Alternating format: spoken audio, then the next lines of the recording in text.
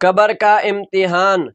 رسول اللہ صلی اللہ علیہ وسلم خطبے کے لیے کھڑے ہوئے تو آپ صلی اللہ علیہ وسلم نے قبر کا ذکر کیا، جہاں انسان جانچا جاتا ہے، ٹٹولا جاتا ہے۔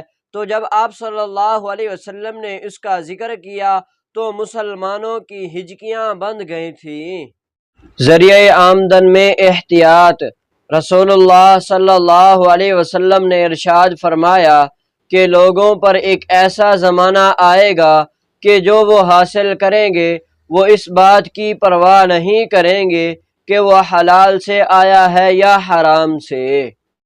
اللہ رب العزت کسی کی حیثیت دیکھ کر نہیں نوازتے بلکہ اس کی نیت دیکھ کر نوازتے ہیں۔